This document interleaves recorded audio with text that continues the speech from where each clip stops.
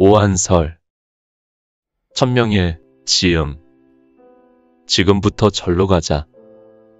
절 구경하러 길을 떠나자. 절로 향하여 떠나기 전에 반드시 준비해야 할 마음의 장비가 있다. 구경한다는 자체가 시각을 필요로 하므로 먼저 5가지 특수한 안경을 갖추어야 한다. 그 첫째는 우리가 가진 육안이다. 육안은 태양의 빛만 있으면 보이므로 여자만 보면 환장을 하는 미친 눈이 아니면 된다. 두 번째는 천안이다. 천안이라고 하는 천리안이 있어야 하는데 이 눈은 보고 못 보는 명암의 식심이 녹아버린 각성의 눈으로 우주를 보는 것이 마치 우주 밖에서 우주를 보며 시초를 보되 시간 밖에서 시간을 보므로 과거와 현재 미래를 마치 투명한 염주알을 꿰뚫어 보듯 한다. 뿐만 아니라 미세하게 영성이 보이므로 무생명의 중음신인 신식까지도 확연히 본다. 보통 상식적인 눈으로 본다는 개념과는 판이하게 다르다. 흡사 돌을 깨친 듯한 상사각의 눈이다. 세 번째는 해안이 있다. 해안은 깨달음의 각성을 보는 눈이다. 자기 내면에서 보는 자를 보는 눈을 해안이라 말한다. 흔히 말하기로 해안은 유의법도 보지 못하고 무의도 보지 못한다고 한다. 그것은 형상이 있는 유의법과 형상이 없는 무의법을 비추면 어둠의 그림자처럼 투명해지기 때문에 생긴 말이다. 각성의 빛 그 자체이기 때문이다. 앞에 드러난 현상을 분별해서 보는 시각이 아니라 밝게 드러내 보이는 거울 그 자체와 같은 눈이기 때문이다. 그래서 해안을 파상공리의 눈이라 한다. 세상의 상식으로 잘못 생각하면 아르마리인 이질을 굴려 사물을 분석하는 눈으로 생각하기 쉽다. 그러나 절대로 우리가 이치를 궁구하는 이지의 눈은 아니다. 이 해안은 이미 마음이 사라진 분들의 각성의 눈이다. 각성의 눈이기 때문에 중생의 마음인 무명과 깨달은 자의 각성을 본다. 그러므로 깨친 자와 못 깨친 자를 보면 안다. 일반 중생에게는 없는 눈이다. 해안을 설명한다는 것은 맹인에게 빛을 설명하는 꼴이 된다.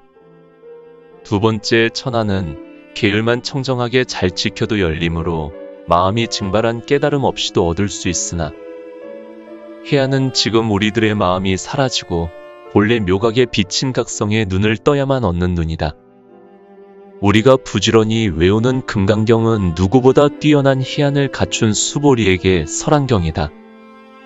부처님은 무슨 경이든 등장하는 대담자의 인격에 따라 법을 설하셨다. 만약 금강경이라면 반드시 수보리야, 잘 들어라 하셨고 문수보살과 주고받는 대화편이라면 반드시 문수야, 잘 들어라 하셨다. 누구를 꼭 지칭하시는 이유가 바로 해안과 법안이 있고 없음의 차이가 있기 때문이다. 그저 그런 줄 알고 넘어가자. 네 번째는 중생의 몸이 아닌 법신을 얻은 보살의 눈으로 이를 법안이라 한다. 법신이란 등각의 보살들이 다시 아공과 법공을 얻고 그 이공마저 소화시켜 제3공에 들어가 일체 마법 속에 삼공류의를 불어넣어서 일체 공덕과 지혜와 신통을 성취한 대승보살의 열반신을 말한다. 흔히 우리가 상상하는 법안은 진리를 보는 눈이라 생각한다.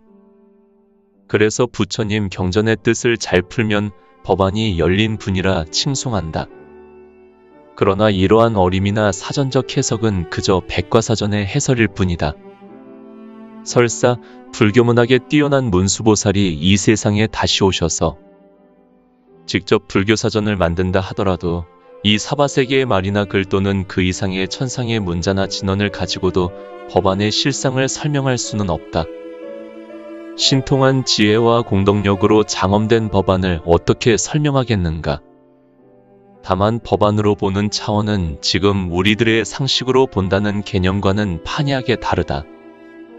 중생 소견으로 보는 그 말 자체부터가 언어도단이다.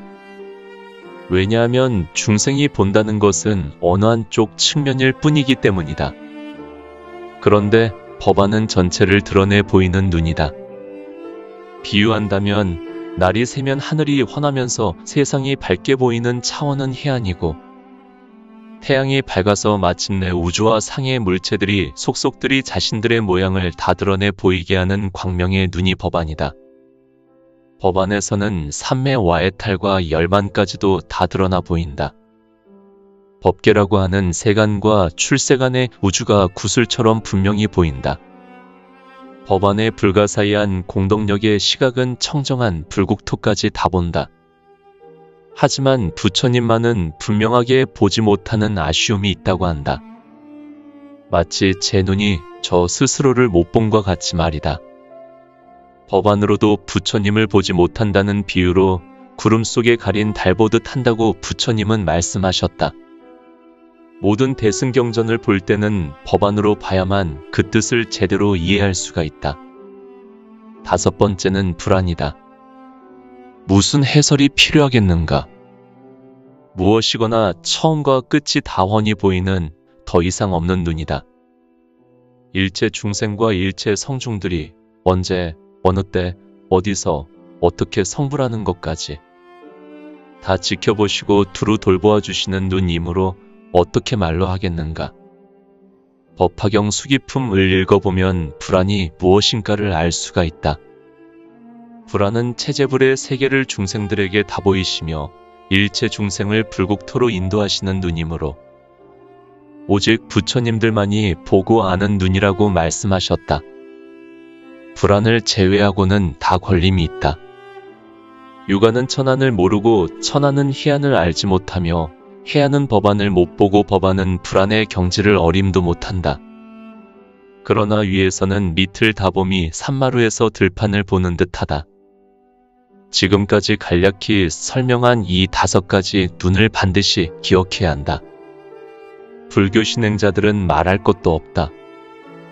이러한 지식이라도 없으면 인연의 화합으로 생겼다 꺼졌다 하는 세속의 진리도 알 수 없는데 하물며 우연도 자연도 화합도 아닌 불교를 깊이 생각한다는 것은 언감생심이다. 부처님의 경전을 보는 눈만 해도 그렇다. 화엄경, 법화경, 열반경은 불안의 영역이다. 그러므로 조건 없는 신뢰와 절대 신심으로 믿고 들어가는 경들이다. 믿고 신뢰만 해도 무량 복덕과 지혜를 성취하게 된다. 마치 어린 유아가 어머니가 주는 약만 받아먹으면 병이 낫고 자양분이 되듯이 절대적인 신심의 공덕력이 있는 사람은 믿음 하나로 최상승경들의 뜻 속으로 몰입해 들어갈 수가 있다. 여타의 대승경전들은 다 법안으로 보아야 한다. 그래야만 경문을 문자가 주는 정보의 뜻으로 이해하는 게 아니라 그 내용의 실상을 환히 볼 수 있게 된다. 마치 한 편의 영화처럼 볼 수가 있다. 특히 반야경의 경우는 해안으로 보면 저절로 이해가 간다. 그 외에 아암경 같은 성전은 대체로 천안으로 보면 된다. 중생들의 정신세계를 다룬 경이므로 제3의 눈이라 할 수 있는 마음의 눈이면 다 투시하여 달관할 수 있는 부류다. 이외 숱한 세속의 논서들은 유관이면 족하다. 어찌되었든 반드시 이 다섯 종류의 눈을 갖춰야만 불법을 제대로 짐작이라도 할 수가 있다. 비유하면 세균은 현미경으로 보아야 하고 우주 천체는 망원경으로 보아야 하듯이 말이다. 세상의 어리석은 사람들이 이 육안으로는 귀신을 보지 못한다고 하여 귀신이 없다고 생떼를 쓰는 것처럼 경전의 내용도 그와 같다. 그러므로 부처님이 밝히신 진리를 보는 오한설의 5개 안경은 항상 몸에 지니고 다녀야 한다. 그렇게 해야만 부처님의 나라로 가는 길을 알 수가 있다.